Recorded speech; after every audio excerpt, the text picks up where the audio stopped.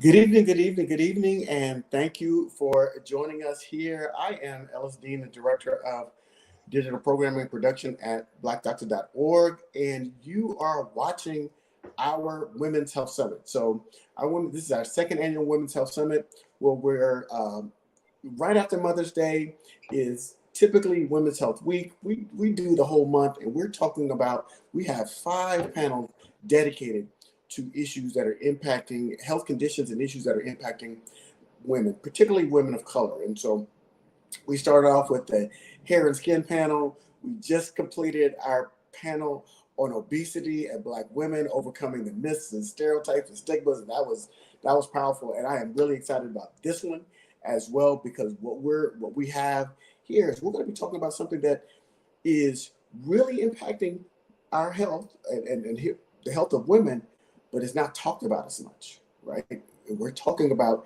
HPV, and we're going to learn what that is, what those letters stand for, and cervical cancer, and what is the connection between those two.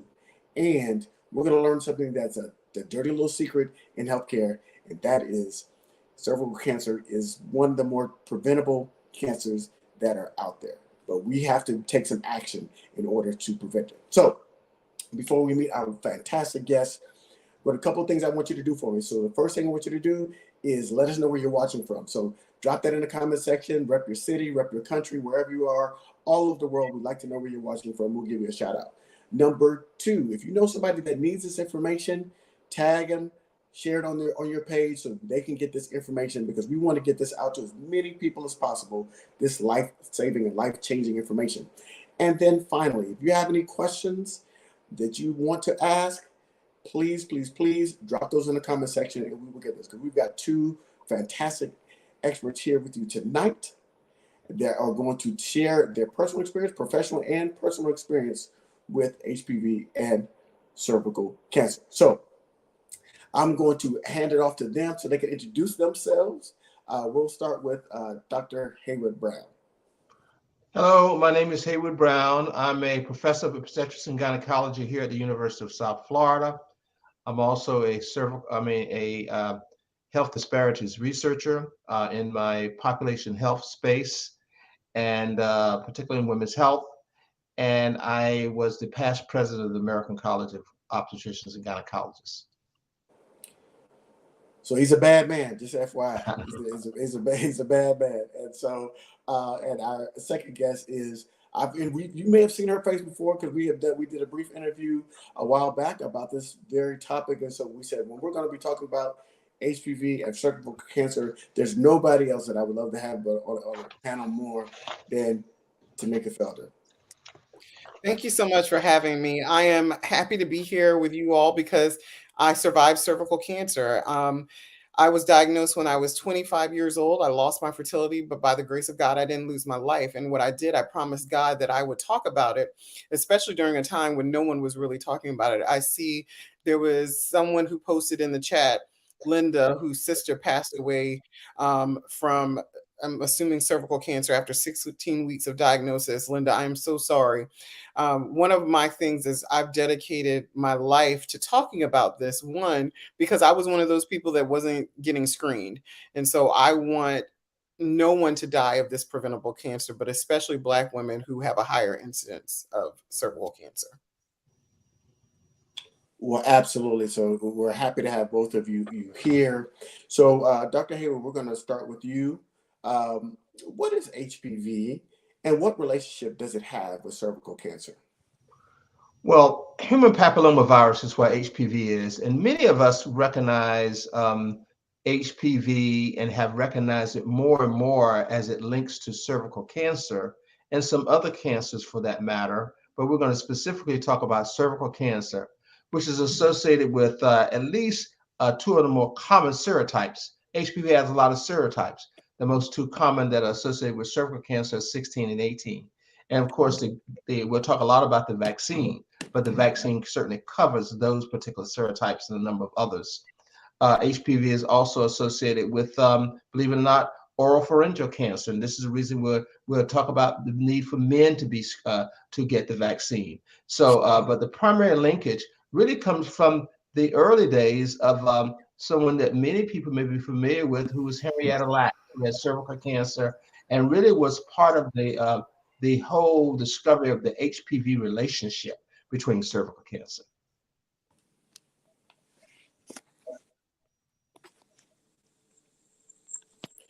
That, that right there is a full stop, Dr. Brown, because I'm like, because everybody's heard Henrietta Lacks, but they, what gets lost in that shared story is what the cancer that she had that started that whole process. And so we're saying this is it. This is this is what Henrietta Lacks had, and all of those things that came from her cells started right here with cervical cancer. So that's a great just nugget of information to share.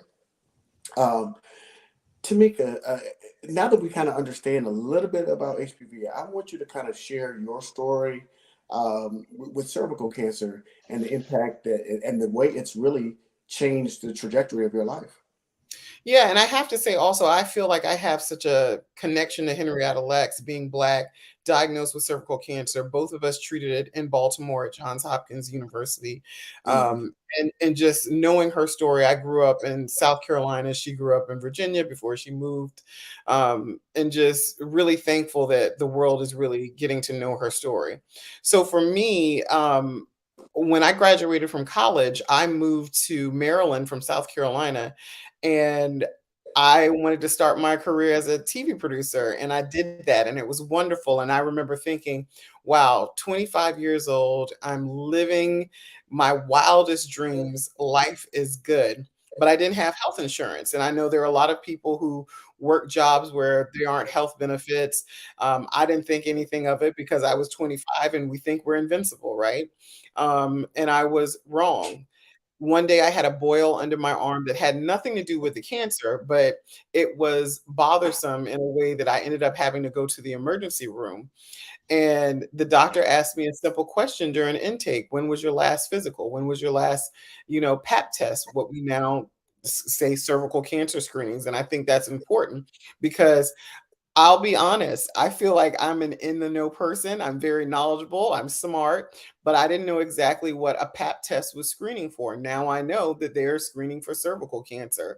Um, I have also, you had earlier sessions today talking about obesity. It is an issue. I've been shamed by a doctor that made me not want to go back. I'm not saying that's why I missed going, but it definitely led to it. There also is the way that people talk about HPV now and cervical cancer. I think that hinders people from going in. I didn't have any prior knowledge of HPV. I didn't even know how to pronounce human papillomavirus the first time that I saw it. Now I say it in my daily life, just about. But, for me, being 25 years old and losing my fertility and just honestly being scared that I was going to die, I remember thinking that I have so much more life to live. I'm not ready to die. And then really understanding that this all could have been prevented. I look at the data for 2001 and I see the alarming number of Black and Brown women dying of cervical cancer. And I realize I could have been on the other side of it. And so while I didn't have on my goal list to talk about what I refer to as coochie cancer, I feel like I have to talk about it because every time I hear of a woman dying from it, I won't be silenced. When we are silent, more people die. And so, do I want to talk about an intimate area? Do I want to talk about sexually transmitted viruses and things like that? No, but I will because I know I'm worth it. And so are the people who hear my story. If there's just one person who hears my story and they go and they get screened for cervical cancer, or they decide to get the vaccine to prevent HPV for themselves or their children, I know that that can make a difference in someone's life, because I think that people think that cervical cancer only happens to a certain type of person, or that if they did it, they were doing involved in risky behavior and brought it on themselves. And the reality is it can happen to anybody, whether you have one partner, multiple partners at different points in your life. And so it really is on all of us, including the medical community, to make sure that we understand that cervical cancer is so common because of the human papillomavirus, and we can prevent it, and we should be talking about it as much as we talk about other cancers. And if I could add to that, Dean, I came along and trained in the 80s. And of course, the reason that Tamika's story makes so much sense is because the relationship that HPV has with venereal warts. Mm-hmm. And venereal warts are condyloma. And if a person would come in the clinic with that, they will almost automatically say, oh my God, what have you been doing, so forth and so on. But of course, it's the same, it's caused by a different HPV. But again, an HPV serotype that's associated with cervical cancer. And one of the reasons that we had so much initial challenges, even with the vaccine, is because people connotated with being a sex vaccine as opposed to a cancer preventing vaccine. And we can get into that a whole lot. Mm-hmm. That's what we really have to talk about. People get so caught up in talking about the sexual component of what they think it is that we can't prevent the cancer. And so that's why we have to not only shift the mindset, but shift the way that we are communicating these things, because then we're going to have another generation of people who are dealing with this instead of not dealing with it, because unlike any other cancer, we have all the tools that we need to do something about it. Absolutely. So, Dr. Brown, let's talk about Black women. So, how common is HPV and cervical cancer among Black women, and what are some of the disparities in incidence and outcomes? Well, keep in mind that almost 99% of all cervical cancer is caused by HPV. There are other types that are not necessarily caused by HPV. And so when we think about throughout a lifetime, exposure to the HPV virus, as I've mentioned, the whole issue with in the 80s, it was all about about warts. But in reality, these different viruses are there, and at some point in a woman's lifetime, if she's sexually active, she may and sometimes even that they will be exposed to HPV, get infected, and then really kind of cured of HPV and so forth. But it still lays there, and as a result, it increases the risk for cervical cancer in that respect. And so, again, the idea that we know about the virus and we can now screen for this when women get their periodic screens and their cervical cancer screens, and there are many guidelines for that, are really the issue. But the issue that Tamika's made is overcoming the myths. We talk about age-specific screening, but in reality, if it's if you see if you're lucky enough to see a primary care provider or a gynecologist, you should know what your screening criteria are and not be afraid to get screened. I think many of the cancers that we're seeing in advanced cancers are because people don't have access to screening. Keep in mind, we still live in a rural country. And so people have the fear of going in, first of all, and getting a pelvic exam. And then, of course, all the factors related to those type of things delay people's risk of screening. And when you're a Black or brown woman, delaying screening is really, really not an appropriate thing. Give me a story. Woman, early 30s, diagnosed with advanced cervical cancer, had her last child at age 22, had not been screened at all, by any of the guidelines, had not seen someone.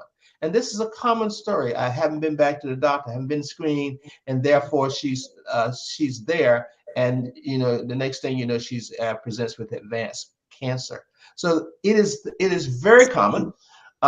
It is pretty much a virus that that many people get exposed to as if they're in adolescence and beyond. And this is why the screening guidelines, the vaccine guidelines, are what they are. Well, let's talk about it. So help our audience understand, what are the vaccine guidelines? What is the vaccine regimen? When can somebody, a person, child, get vaccinated, and how long? Right. Let's give people the facts about the HPV vaccine so they know when and where they can get it. Well, Jimmy, I'll be happy to take that one. We first of all are abysmal at the vaccine uptake. And part of that is the myth associated with the vaccine. As I told you earlier, when the vaccine was first recommended for girls from between the ages of 9 and 12, you don't know how many people really said, well, if I give her this vaccine, this is a sex related thing, and it's going to encourage her to have sex. And so when the FDA marketed this as a cervical cancer screening, a cervical cancer preventer, that really changed the paradigm. The vaccine has advanced so much, we know that we need to begin to vaccinate boys. And so when we expanded the criteria to vaccinate people from 9 to 26 who were men and women, that was significant. And now, of course, the vaccine recommendations are to vaccinate people up to age 45, both men and women. And the reason that is important is just not just for cervical cancer, but for some of the other HPV related viruses. So we have to get the word out. The vaccine is preventative. It prevents new HPV from occurring, and in HPV that is cured, that's one thing. But by starting to give a girls and boys vaccine at age 9, you're giving it to them at an opportunity where we can eradicate cervical cancer from the world. The people in Australia have done this. But unfortunately, the uptake of the vaccine is still less than 50% in at-risk populations. Even in places like Rwanda, they're seeing almost the entire country of Rwanda. Their young people have been vaccinated, and so they're following right behind Australia, and they are about to also eradicate it from their base, and people always wonder and ask about the age, why 9? And the reality is because you want to give young people the best protection to last them. I was 25 years old. I also know of people diagnosed with cervical cancer at 24, 26, Absolutely. even Absolutely. 18 years of age. And Absolutely.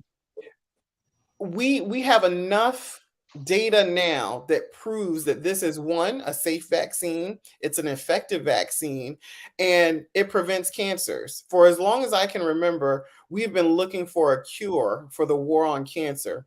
The way that I see it is that this is the first wave of it. We can't say about a lot of cancers that we know the cause. We have diagnostic tests to detect the cause of that cancer, but we also have vaccines to prevent it. Absolutely. I absolutely totally agree. And the idea, when you go in now for a cervical cancer screening, it really is associated with cytology and an HPV relationship in what we call co-testing. And if it turns out that you have that HPV component, then it changes the whole paradigm of how you follow it up. If you come back and you don't have that HPV component, you can spread out your screenings to more periodically assess those things. But it doesn't mean that you shouldn't eliminate your screenings just because it's gone once. You have to go back and follow those guidelines. And those are the type of things that we need to address. I really identify with Tamika's story. I mean, so young, and I have seen people in that age group who were diagnosed, particularly even when I was, in training and even in my later years. And so, what saddens me is that that we don't really appreciate the fact that while this is a slow-growing cancer, it really is a cancer that can be screened for. And by giving that vaccine at age 9, you're really eliminating the opportunity in many of the more common serotypes before, over a 10-year period, where the woman has proven 99% of people who get the vaccine develop the antibodies. And for certain vaccines, as you know, it covers Gardasil 9 covers 9 different serotypes. And so that, including those cervical cancer ones. And this is what people need to appreciate, how protective it is. I think that's the other thing that's missing, is that people don't understand that part of it. And listen, no one likes to go and get a pap test. It is uncomfortable, it's very invasive, but it is just something that we have to do. The guidelines are confusing, which is why you have to have a relationship with your provider, your doctor, your clinician, however you choose to refer to them. A lot of us have a mistrust of the medical community, rightfully so. But we also are in a time where we can prevent so many things that generationally has taken our communities out. And we have to be good stewards in showing up and showing that we're doing the things that we need to do to get screened, and young people in our lives, and sharing that. We've seen with breast cancer that it was once taboo and not talked about, but how people now are sharing, asking, did you get your mammogram? I will ask someone, have you gotten your coochie checked for cervical cancer? And it is, we'll laugh about it, or we'll clutch our pearls, or do other things. But it really is something that we have to talk about, because people are dying from it. It is not an easy cancer. And I feel so blessed that I survived it. But I could have easily succumbed to my cancer. And I want people to know that it is not an easy cancer. You cannot just get cells scraped off, get a hysterectomy, get a LEEP procedure, a cone biopsy, and that's it. Those cells grow, they multiply, they attack other organs. So it's best to be knowledgeable. Be knowledgeable and protect yourself, and share this information. So if you're listening right now, I'm so glad that you're here, but I also want you to share this information. Just spread it, spread it, spread it. And it's recommended, as you know, that a woman should get her first cervical cancer.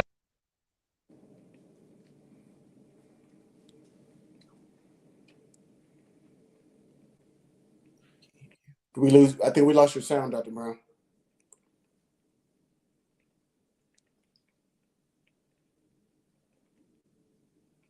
While he is getting his sound back, I think he was talking about the screening guidelines, and I'll wait for him. But I'll just say, if you are behind or you don't know, now is a perfect time for you to reach out to your medical provider. If you don't have a medical provider, there are lots of programs. There's an early breast and cervical cancer detection program. You can go to cdc.gov.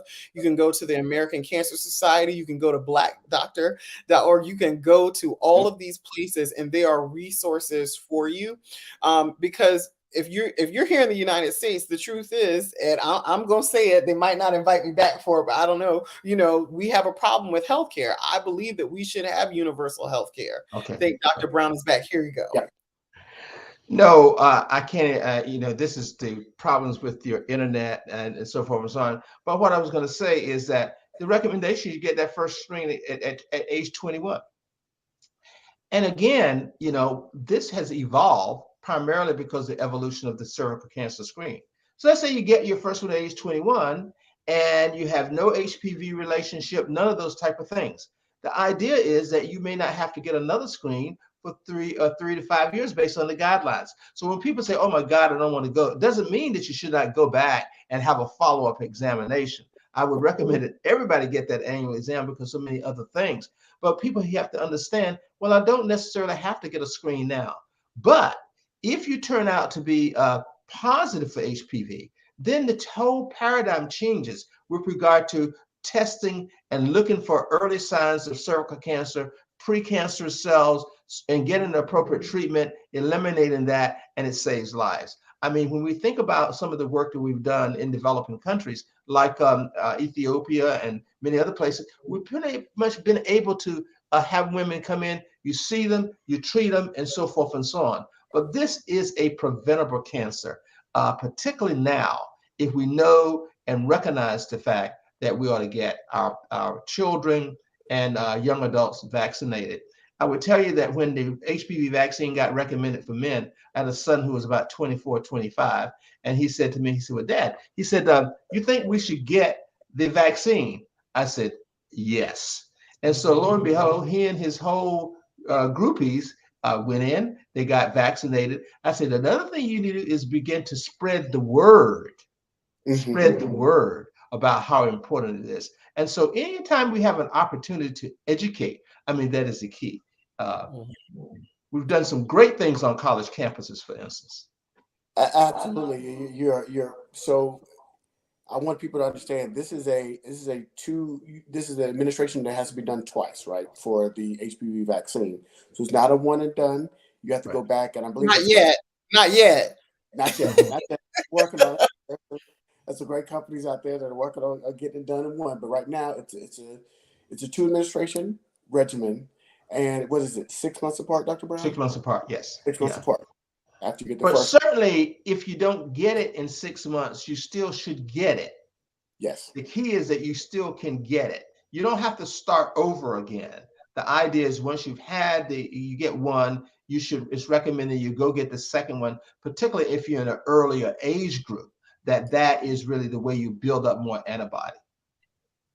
And that's what you want to do. You want to build up those antibodies because you want to protect yourself. And I know there's a lot of, and we're probably going to go into this a little later, but I feel like I have to say it right now too. There's a lot of information that's circling online. We all love social media, and social media is wonderful. We're using it now, and it's how we stay connected. And anybody can be an author on social media, but that's also why it's a dumpster fire. So Right. I want you to make sure you understand where you're getting your information from. And also do your own research. It's really important when you do that research, who's the source of that information? Because you want to make sure that you're doing the best thing for yourself and your family, and information can be shared by anybody. And so we don't want you to miss out on these wonderful tools. The other thing I would say to your point is I think we need to remind people a little bit about Henrietta Lacks, because she was really diagnosed with cervical cancer when she was pregnant. Mm-hmm. And the key is that we know that one of the routine things we have done, if a person's over 21 and they are pregnant and they've never had a cervical cancer screen, you've got to do it. And I have unfortunately had the unfortunate misfortune of taking care of a number of pregnant women with cervical cancer, early cervical cancer, and sadly some advanced cervical cancers. And of course, it brings to to mind now that this is a life-saving treatment that may require surgery, may require other advanced therapies, and so forth and so on. And so we can't ignore bleeding. We certainly cannot ignore bleeding. And this is the reason that it's always important, even if you had a cervical cancer screen, to be able to come back to it. Because anytime you're having abnormal bleeding, even anytime you're having a post and don't feel ashamed. Don't feel ashamed if you are bleeding during or after sex, if your periods are heavy, if you have bloating in your belly, if your legs are bloating, if you're frequent urination, don't be ashamed. If you can't call the doctor, send them an email. Send them an email.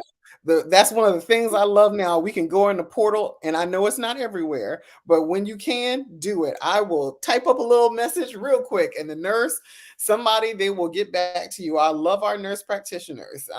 But do not be ashamed. If you are having any issues, if you smell something that does not smell right, be proactive, because if you wait, it may be detriment to your life. So you're bringing up some great topics. So I want people. I want to kind of park right there, Tamika, if you would. Give some people some of the symptoms that are associated with cervical cancer, so they can kind of know what to look for as they're kind of doing that self-assessment, because we're with ourselves 24 hours a day, 7 days a week. We're not with our doctor that amount of time. So that what you see and feel at home is going to drive those behaviors. If I choose to send that email or go or make that appointment. So what should they be looking for with regards to things that are not right when it comes to cervical cancer? I'm definitely going to if Dr. Brown's audio is back, I'm going to let him take it. The one thing that I will say with me, I thought I didn't have any symptoms, but once I educated myself about cervical cancer, that's when I realized, oh, I was having issues. There was bleeding, after sex. There was frequent urinations. I had leg pain, but I didn't think anything of it at the time. I had started drinking more water, so I thought that's why I had the frequent urinations. I literally just felt more sluggish, and my cancer was caught early. I had stage 2A adenosquamous cervical cancer, and even though it was up in the vaginal canal, so we talked about keeping it real, and I'm gonna keep it really real for people.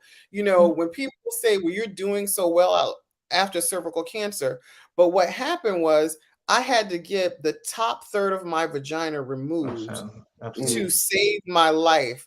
I had to have a radical hysterectomy. Right. I had to have chemotherapy and radiation therapy. Right. And that's because mine was caught early. I can Right. tell you stories, and I see some of my survivor sisters on here. I love you all, and thank you for being here, who are going through it, have gone through it, and the quality of life is so different. And so that's what I want people to know too, that we don't talk about cervical cancer like we talk about other things. And I'm trying to change that to get more women to speak about it so that we can save more lives, because I know that once people know what people have to go through, they will go in and get screened. They will go in and get vaccinated or get their children vaccinated. But I'm going to let Dr. Brown really Yeah. go into those warning signs, because your body whispers to you, which is why you have to be proactive with your health. Well, people really don't appreciate the fact that abnormal bleeding is a sign that that potentially something is wrong. And even though a person is having normal menstrual cycles, if they start having postcoital spotting, spotting after intercourse, that suggests that something is going on in the cervix or going on in the vagina, and that is a sign that you should go and see your provider and really have that assessed. Other thing is like pain. More advanced cancers are associated with pain in the groin, large lymph nodes that develop in those areas. All those type of things are signs and symptoms that things are not going wrong, and you cannot ignore those things whether you're 25. But I would say that if a woman is in the menopause, in her 40s, and she has not had a period for a while, that woman in particular, if she starts having abnormal spotting or bleeding, that is a sign that something could potentially be wrong, and they must go in and be screened for cancers. And I see Middlesex Gorham is on here. Yes, the Alliance has great information. There are a lot of, like I said, a lot of resources to get information. People are working overboard and talking about breast cancer, colorectal cancer. All of those things are incredibly important. We should be talking about, below the belt cancers as much as we do above the waist, and being knowledgeable of those things. So it's a really great conversation that we're having tonight. Absolutely. And hey, I do want to thank our partners at the Alliance for Women's Health and Prevention. They have been fantastic. They're helping us. They brought us Dr. Brown, who has been a fantastic guest with us. And then Tamika, we've worked together before, and we also want to give Merck a shout out as being kind of just a supportive partner for this. And they are one of the providers of the vaccine. So they have it available for people to use. And so I'm going to ask this question. It's kind of, I won't say it's provocative, but just, we know in recent history, the word vaccine has taken a hit, right? It's gotten some bad press. We know what the reasons are. We're not going to go into those. But how do we get people to overcome that kind of stigma associated with being vaccinated and get back on that track, particularly people of color, when it comes to just getting vaccinated?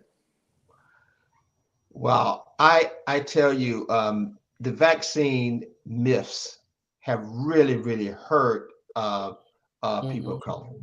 Yeah, it truly has hurt people of color. And so sadly, we already had a vaccine that had to overcome the fact that it was a sex vaccine. Yeah. We have people who are educated who would say, well, I don't want my girls vaccinated. I don't want my boys vaccinated because it's going to talk about it. And that's the whole idea. We've overcome a lot of that. And here now, the misinformation about this is a vaccine that you shouldn't take.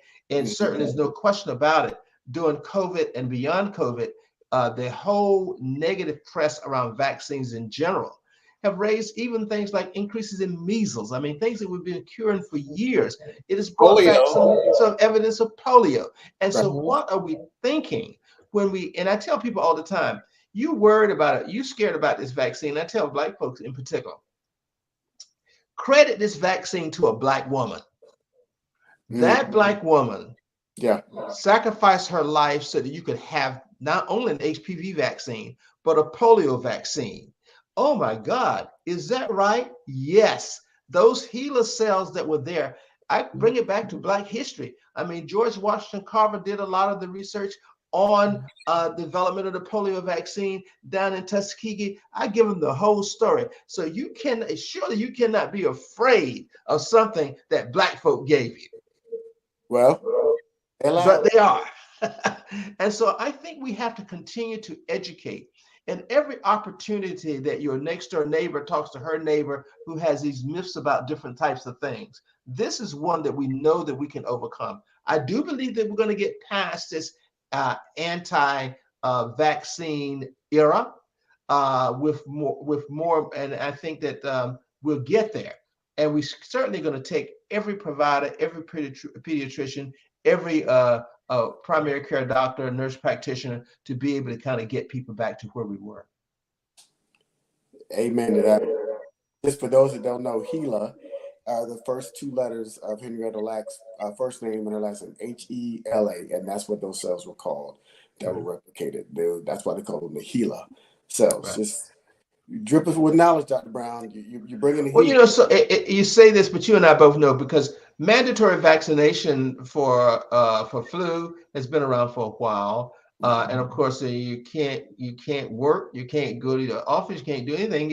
And in reality, we were going through that with how people were fighting to not get the COVID vaccine, would risk their job. I told some guy one time when I was back, I said, you'd rather lose your job than get a flu vaccine? And people did it with COVID. Yeah, I just, it'll give you the flu.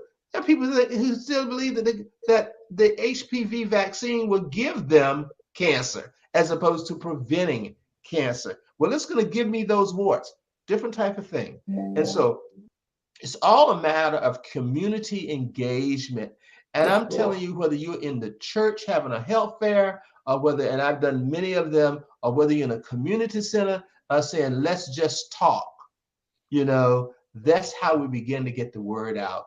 And we need to have community organizations and all types of things to really talk frankly about women's cancers. Women's cancer.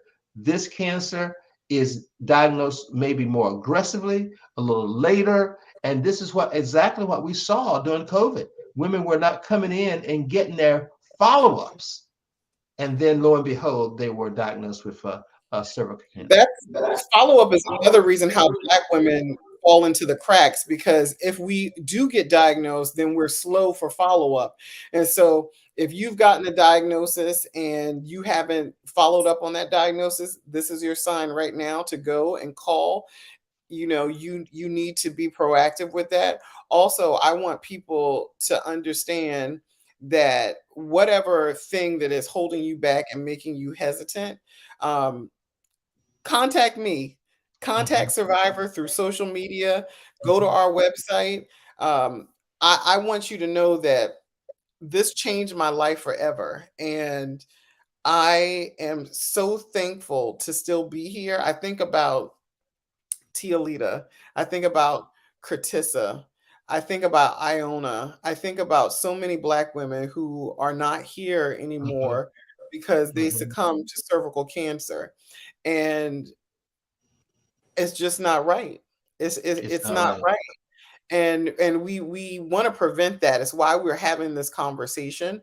It's why you also need to have a conversation with yourself, because you know whether you've been screened or not. You know when was the last time. When I heard Dr. Brown talking about pregnant women and getting diagnosed, we just lost someone in our community who gave birth not too long ago, and literally gave birth, had to have surgery, and right after for her cancer, and then passed away because see this over and over again, that this is the first time someone is being screened since having their children. And we just want to be proactive with our health. And I'm with you. Like, I definitely understand why people that look like me are hesitant to go to the doctor and why there is mistrust. But this is also where we change the narrative by demanding better health outcomes, making sure that we are seen, that we are heard. Black women are often told they have a higher propensity for pain. I remember speaking to one of my doctors while I was going through my cancer diagnosis, and I told them I was feeling depressed because I'm a naturally happy person. They said, Ms. Felder, you are not depressed. I know people that are depressed, but I lost my fertility in almost my life at 25. How could I not be depressed? And Exactly. so we all aren't able to switch doctors, but we also need to know how to lean on resources and find help, that if we can't stand up, speak up for ourselves, to find those people who will stand up and speak up for us so that we can be seen and heard and get the type of health care that we have a right to. So one of the programs that we've created actually with the Promise Fund, and I'll mention them because it's a Mhm. program I'm engaged with in Palm Beach, and Absolutely. we basically are dealing with healthcare navigators in the community for women who are underserved, in particular, can be followed up and can get that almost like sister relationship with someone who could take them to their treatments. Don't let them fall through the cracks. Don't let them fall through the cracks. And we need more programs out here like this. You know, a neighbor, a friend, a church member.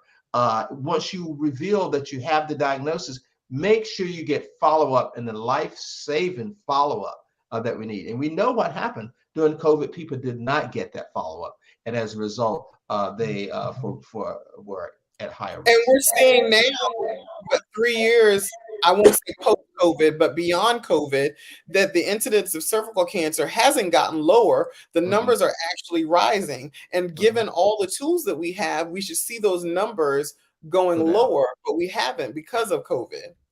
Mhm, Well, we all know that during the pandemic, especially during the shutdown, a lot of screenings got lapsed, right? And so people that should have been getting that were getting annual screenings, even on a regular basis, were getting their screenings, didn't do it.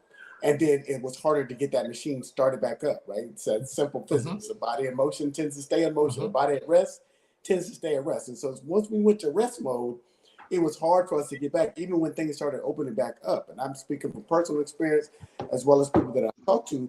It's hard to start those things back up. But we saw during that 2 to 3 year period, particularly for people of color, there was a sharp decline in regular screenings. And now we're seeing that, and they're coming in, now they've got a problem. Now they've got excessive bleeding. Now they've got pain. Now they've got those symptoms that you were talking about. And that shows that sign with symptoms. And somebody told me this, Dr. Brown, you can tell me if I'm wrong. When you start having physical symptoms, it's advanced, right? It's exactly. You're relevant.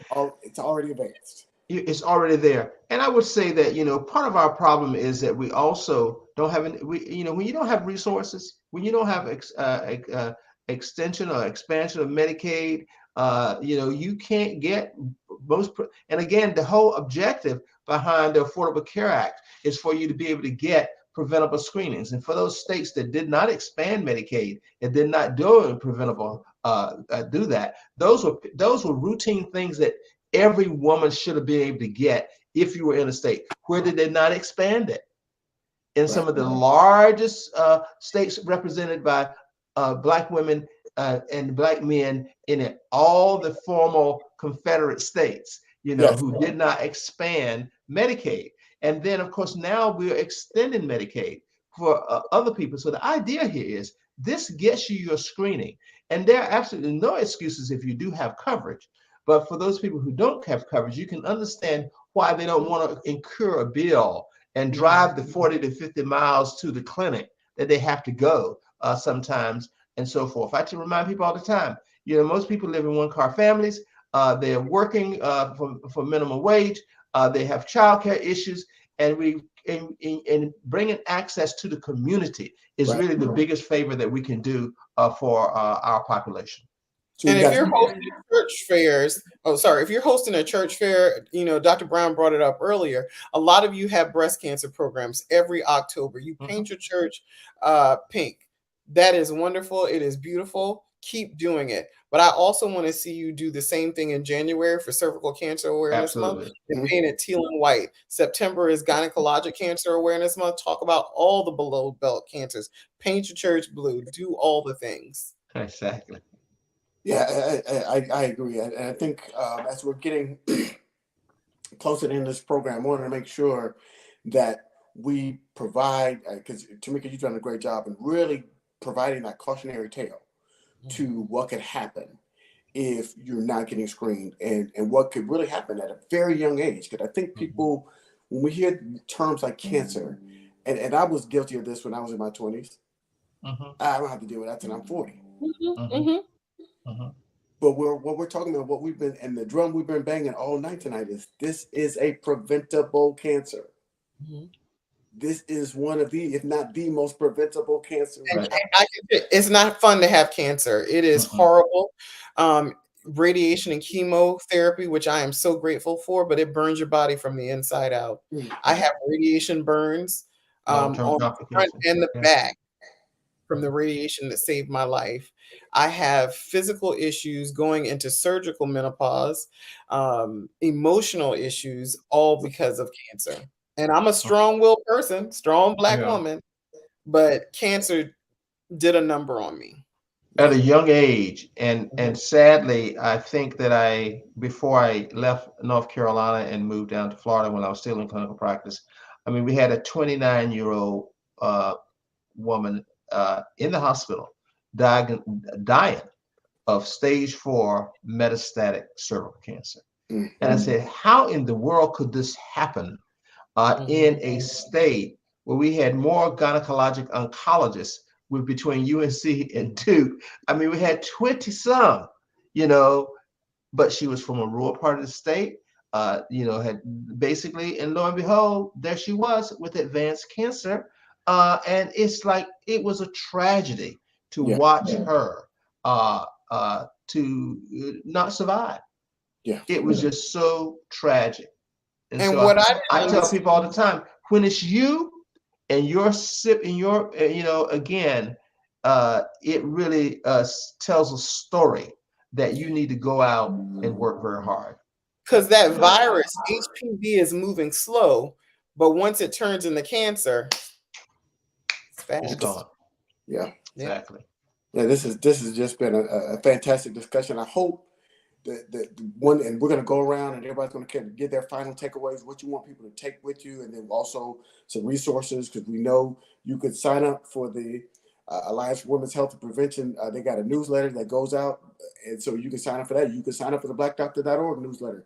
We've got a whole page on our website dedicated to cervical cancer and HPV. So those are two resources that are reliable resources that you can go to and get reliable information. Yes, go to the social media is fun. You can go there, y'all can post some memes and have you get all of that. Cool. You can gossip about what's happening with Jamie Foxx. That's cool. But when you're talking about your life, you need to go to reliable sources, and that's what we're here to provide for you. One of the things I've done now that you see so many young families, and I would say to them, I said, have you all been screened? Have you all had your HPV vaccine? So I'm talking to both of them. And they say, well, why should I have it? Well, the other cancers. But have you had your vaccine? You're under 26, you're almost 30. You can still get this vaccine. I can. Absolutely. And tell your friends they need to get it too. So it really is about just having that communication. I tell you, I'm kind of wacky. I'm at the gym, I'm talking to people, and some people know I'm an OBGYN, some are not. And I said, well, why should she be the only one? I mean, you guys got to do this. I said, come on, be the champion for women's health. And I think that when we begin to talk about it that way, we begin to kind of debunk the myths about this. I said, we can prevent this if you just get the vaccine.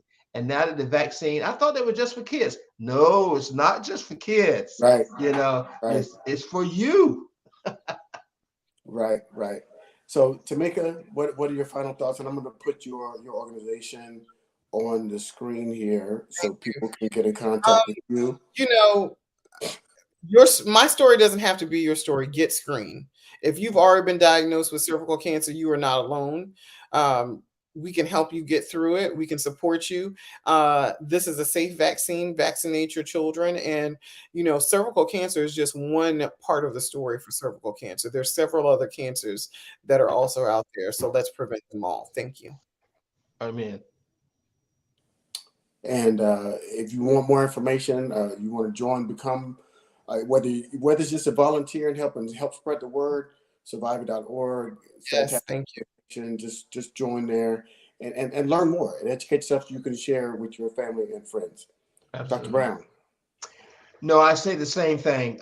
Talk about it. make it an honest conversation, whether you're at the spa or whatever. You know, I grew up on love thy neighbor. And so the reality is love your neighbor. Make sure that your neighbor has had cancer screening, and make sure that they have been vaccinated with HPV. And that's my message. Absolutely. So, what are some final takeaways? Number one, you can get the regimen starting at age 9 for Right. both boys and girls. Boys and girls. Number two, this is not a sex vaccine. Okay, this is not a sex. This is both genders. This is a virus it's out there in the atmosphere. Get that vaccinated. 3, get screened for cervical cancer. Black women, y'all know, black people, there's disparities across every health condition.